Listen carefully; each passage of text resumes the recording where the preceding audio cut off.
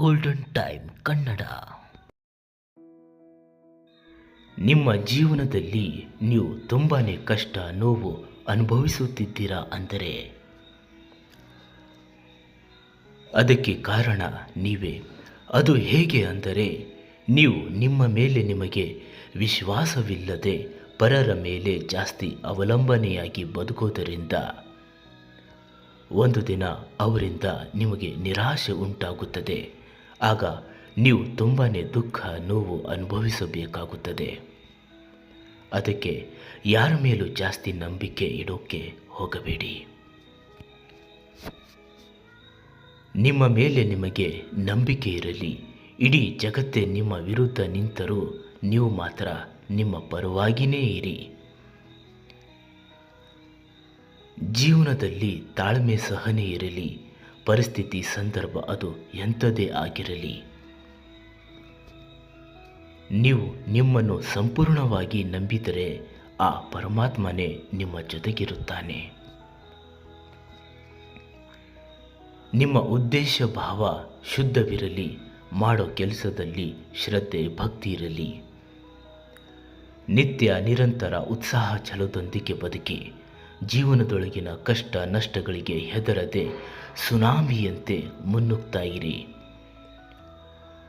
ಬದುಕಿನ ರಣರಂಗದಲ್ಲಿ ಅದೆಷ್ಟೇ ಸಾರಿ ಸೋತರೂ ಮುಖದಲ್ಲಿನ ನಗು ಯಾವತ್ತೂ ಬಾಡಬಾರದು. ಮನುಷ್ಯನ ನಗು ಆತನೊಳಗಿನ ಉತ್ಸಾಹವನ್ನು ಹೆಚ್ಚಿಸುತ್ತದೆ.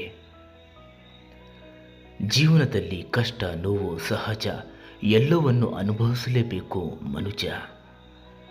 ಹಾಗಂತ ಸುಮ್ಮನೆ ಕಷ್ಟ ನೋವುಗಳ ಬಗ್ಗೆ ಚಿಂತೆ ಮಾಡ್ತಾ ಬದುಕಬಾರದು. ಯಾಕಂದರೆ ಚಿಂತೆ ಎಂಬ ಚಿತೆಯೊಳಗೆ ಮನುಷ್ಯ ಬಿದ್ದರೆ ಆತನ ಆಸೆ ಕನಸುಗಳು ಜೀವಂತ ಸುಟ್ಟು ಬೂದಿಯಾಗಿ ಬಿಡುತ್ತವೆ. ನಾವು ಅಂದುಕೊಂಡಂತೆ ನಮ್ಮ ಬದುಕು ನಡೆಯಲ್ಲ. ಒಂದು ವೇಳೆ ಹಾಗೆ ನಡೀತಿತ್ತು ಅಂದರೆ ಈ ಭೂಮಿ ಮೇಲೆ ಗುಡಿ ಚರ್ಚು ಮಸೀದಿ ಯಾರೂ ಕೂಡ ಕಟ್ತಾನೂ ಇರಲಿಲ್ಲ. ಅವರ ಮನಸ್ಸಿಗೆ ಅವರೇ ದೇವರಾಗಿ ಬಿಡ್ತಾ ಇದ್ರು ಎಲ್ಲ. ಬದುಕಿನಲ್ಲಿ ಬಂದಿದ್ದು ಬರಲಿ ಅಂತ ಆರಾಮವಾಗಿ ಎಲ್ಲವನ್ನು ಸ್ವೀಕರಿಸಬೇಕು ಮುಗುಳು ನಗುತ್ತಾ. ಸುಮ್ಮನೆ ಚಿಂತೆ ಯೋಚನೆ ಆಲೋಚನೆ ಮಾಡೋದರಿಂದ ಜೀವನದಲ್ಲಿ ಇರೋ ಅಲ್ಪ ಸ್ವಲ್ಪ ನೆಮ್ಮದಿನೂ ಕೂಡ ನಾವು ಹಾಳು ಮಾಡ್ಕೋಬೇಕಾಗುತ್ತದೆ. ಎಚ್ಚರ. ನಾವು ಬೇಡ ಅಂದರೂ ಸಮಯ ಮಾತ್ರ ಪ್ರತಿದಿನ ಏನಾದರೂ ಪಾಠ ಕಲಿಸ್ತಾನೇ ಇರುತ್ತೆ ಮನುಷ್ಯನನ್ನು. ಎಲ್ಲವೂ ಅನುಭವಿಸಬೇಕು. ಎಲ್ಲರಿಂದ ಏನಾದರೂ ಕಲಿಯೋಕ್ಕೆ ಸಿಗುತ್ತೆ. ಅದನ್ನು ಅರ್ಥ ಮಾಡಿಕೊಂಡು ಬದುಕಬೇಕು. ನನಗೆ ಎಲ್ಲವೂ ತಿಳಿದಿದೆ, ನನಗೆ ಎಲ್ಲವೂ ಗೊತ್ತು ಅನ್ನುವ ಭ್ರಮೆಯಲ್ಲಿ ಬದುಕಬಾರದು.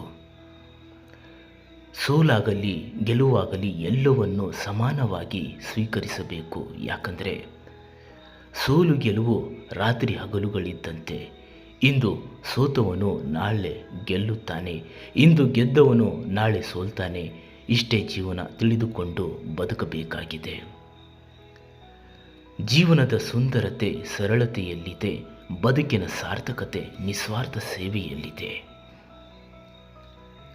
ಎಲ್ಲರೊಡನೆ ಪ್ರೀತಿ ವಿಶ್ವಾಸದಿಂದ ನಗ್ತಾ ನಗಿಸುತ್ತಾ ಬದುಕುವಂತಹ ಕಲೆ ಮನುಷ್ಯ ಕಲಿಯಬೇಕು. ಆವಾಗಲೇ ಆತನ ಜೀವನ ಸಾರ್ಥಕವಾಗುವುದರ ಜೊತೆಗೆ ಸುಂದರವಾಗಿ ರೂಪುಗೊಳ್ಳುವುದಕ್ಕೆ ಸಾಧ್ಯವಾಗುತ್ತೆ.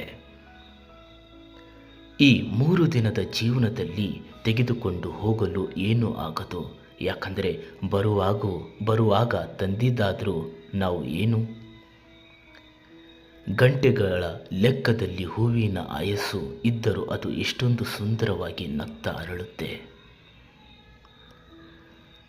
ನಾವಂತೂ ಮನುಷ್ಯರು ಸರಿ ತಪ್ಪು ಒಳ್ಳೆಯದು ಕೆಟ್ಟದರ ಹಾಗೂ ಪ್ರತಿಯೊಂದರ ಅರಿವು ಬುದ್ಧಿ ಜ್ಞಾನ ಎಲ್ಲವೂ ನೀಡಿದ್ದಾನೆ ನಮಗೆ ಆ ದೇವರು.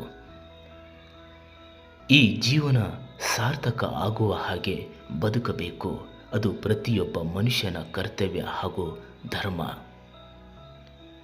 ತಿಳಿದು ಬದುಕಿದರೆ ಇರೋದರಲ್ಲಿಯೇ ನೆಮ್ಮದಿಯಿಂದ ಬದುಕಬಹುದು. ತಿಳಿಯದ ಹಾಗೆ ಬದುಕುತ್ತಾ ಹೊರಟರೆ ಜೀವನ್ಮರಣದ ಚಕ್ರದಲ್ಲಿ ಅಲಿಯುತ್ತಾನೆ ಇರಬೇಕಾಗುತ್ತದೆ. ಎಲ್ಲಿಯವರೆಗೆ ನಮ್ಮ ತಪ್ಪುಗಳನ್ನು ನಾವು ಅರ್ಥ ಮಾಡಿಕೊಂಡು ಬದುಕೋದಕ್ಕೆ ಪ್ರಯತ್ನ ಪಡಲ್ವೋ ಅಲ್ಲಿಯವರೆಗೆ ನಮ್ಮ ಬದುಕು ಬದುಕಾಗೇ ಇರುತ್ತೆ ಹೊರತು ಜಗತ್ತು ಸ್ಫೂರ್ತಿ ಪಡೆಯುವಂತಹ ಪುಸ್ತಕ ಆಗದು.